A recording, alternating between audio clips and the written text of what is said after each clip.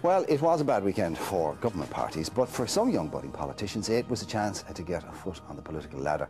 And this morning we're joined by some of the success stories of the weekend. We're joined this morning by Fine Gael's Eoghan Murphy, who topped the polls and was elected councillor in Pembroke Rathmines, Labour's Dermot Looney, who became the first person nominated in South Dublin County, and Fine Gael's Emma Kiernan, who's been elected to Newbridge Town Council. Good morning to you one and all. I'm going to cut straight to Emma, actually, because people at home going, isn't that your one who did the picture in the papers? It is you. I'm not going to focus on the Facebook thing, but we'll get it out of the way. Yeah. You took a picture that loads of girls would take every single weekend out with their friends. Absolutely. And one of your friends put it up on the website, but actually, Emma, it's done you no harm. Yeah, no, to be honest with you, I think it's hilarious. I think all the press and everything that's generated, like it hasn't, you know, hindered it at all. If anything, it's kind of raised the profile a bit, which was fantastic. You know, that people were actually asking me more about what kind of policies do you have after you've already had that initial, you know, kind of introduction, that they start up a conversation with you and then want to know a little bit more. It humanised you, didn't it? Yeah, it completely did. And the man himself gave you a call on the day, and what did he say? Nice photo. I met him face to face. It was great. Yeah, no, it was. He was really, really supportive, as was John Paul Phelan on the same day. So it was great. So is this going to start a new way of campaigning now? Are there going to be more Facebook photos? I think the head of Fine Gael now in Newbridge might have a few things to say about that. Did you get a bit of a talking to? No, not really. But they just said, look, is there any other ones that we should know about at this stage? I said, yeah, there's a lot more you should probably know. But is there anybody of your generation who has a Facebook site or Bebo site that doesn't have something on it that you're thinking, ooh, how's that going to look with the wrong political spin? Well, I think that it's about time people got a little bit real. I think, you know, what Emma went through was a bit ridiculous. I'm very active on Facebook, Owen is as well, I know.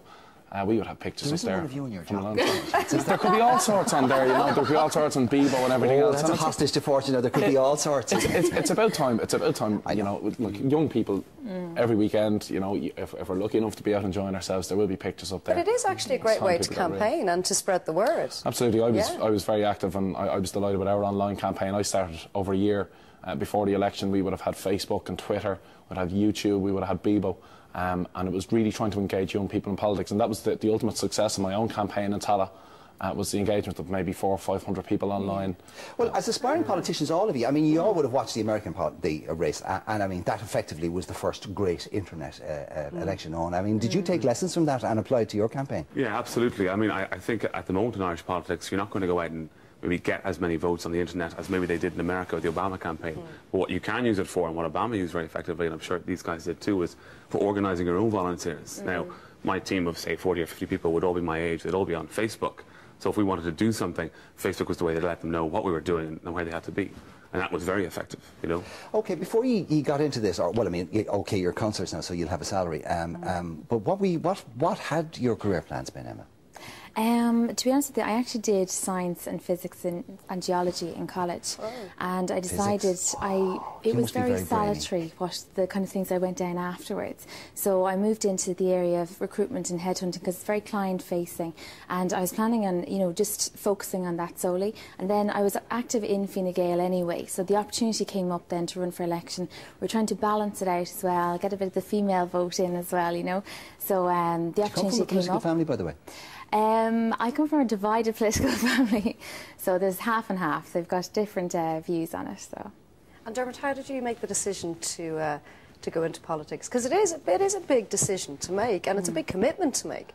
It is a huge commitment. Yeah. I've been actively engaged in politics since my teens. I did a politics degree with social policy in college, but I'm actually a teacher. I'm actually a primary school teacher. My first year of teaching. In Green Hills? I work in Tala. I'm from Green Hills, only down the road here from the studios. I have some friends in the teaching profession, Dermot, and they said you cannot be a teacher, you cannot be in the Irish educational system now and not be politicised. Yes, absolutely, and it's all the talk in the staff room about what has happened, and you know, I'm very worried for the children in my own class, for my school in general, and for my own job, for example. I've only just started out. I won't be a full-time politician as such. I'll be doing politics full-time, but looking to get paid otherwise by being a teacher, and I'm very passionate about teaching as well as politics. Well, if you're going to pick a political frontline, education is probably one of the better ones. Absolutely. To pick it. Owen, your professional career today is quite extraordinary, because, correct me if I'm wrong, were you a nuclear arms monitor? Yeah, nuclear weapon disarmament. I worked for an organisation that monitored nuclear weapon testing around the world. I did that in Vienna. up This is until under about the aegis of the UN, was it? That's right, yeah, working in the UN system. But I And worked. how did you end up in a job like that? And why, having had a job like that, do you want to come back to Dublin? Well, I didn't mean to end up in that job, but I went over to study for a master's degree in the UK, and I studied international politics. And I suppose international arms control was a component of that I found very interesting. And I ended up in the UN system, and it took me from London to Geneva, back to Dublin for a while, and then over to Vienna. And I worked on every type of weapon, from biological, chemical, landmines, and then eventually nuclear. I mean, it's a fascinating part of international relations, of politics, of how the world works. It's something that's very interesting to me and a lot of people. And I suppose when you're talking about career paths, I mean, I hadn't intended going into that, but when I got into it, I certainly had my sights on staying in it, maybe going to New York to the UN there.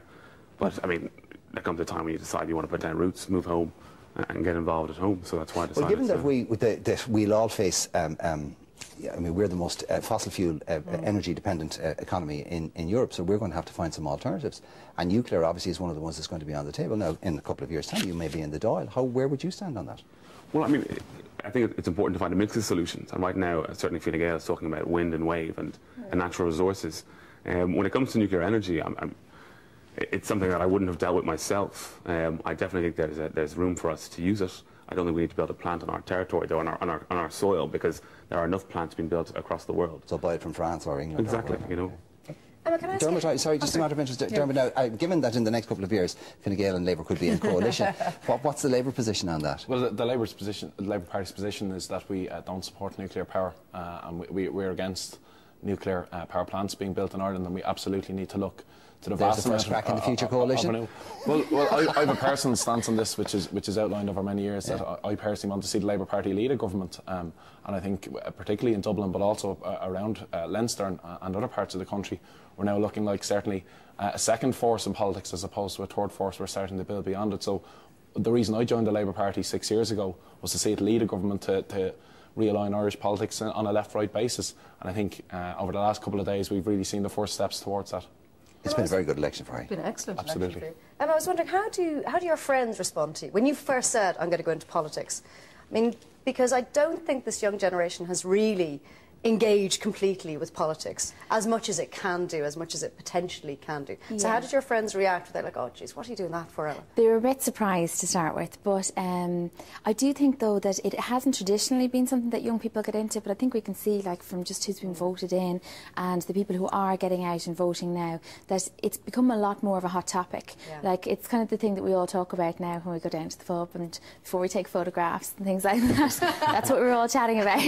Well, your generation would have grown up feeling that the future was pretty rosy, and the rug's been pulled out from underneath your feet in the last couple of years. It's been a wake-up call, but at the same time, I think that if you can put down the roots now to try and, you know, get young people involved and get everybody thinking about it and talking about it, then you'll get a lot more fresh ideas and things will be coming through, and hopefully we'll get out of it a lot quicker.